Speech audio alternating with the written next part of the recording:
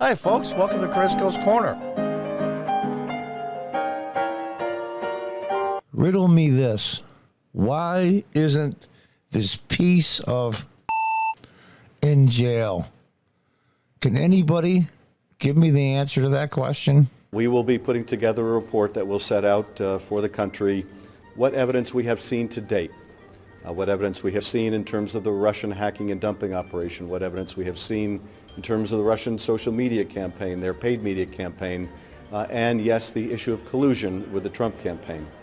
There is significant evidence, much of it in the public domain, on the issue of collusion. I think there's plenty of evidence of collusion or conspiracy in plain sight. But all I can tell you is, reviewing the evidence that I have, I don't think you can conclude that at all, far from it.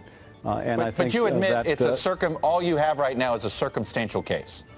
Actually, no, Chuck. I can tell you that the case is more than that. The only thing I can say is that it would be irresponsible for us not to get to the bottom of this. We really need to find out exactly what the Russians did. For example, in that Trump Tower meeting, there was a clear intent to collude with the Russians. There was a willingness to receive Russian help.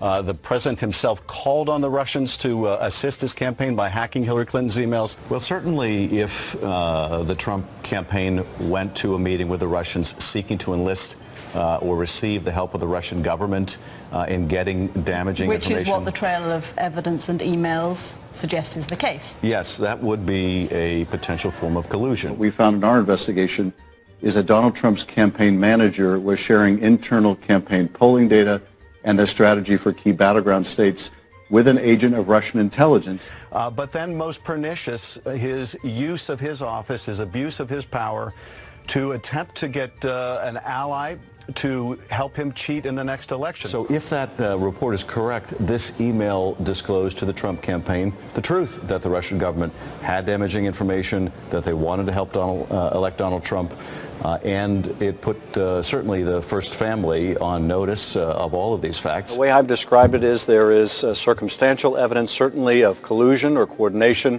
There has been direct evidence of deception, and I think people, I hope, got the sense today during this long hearing about just why it's so important that both Congress and the FBI do a thorough investigation. I'm as mad as hell, and I'm not going to take this anymore!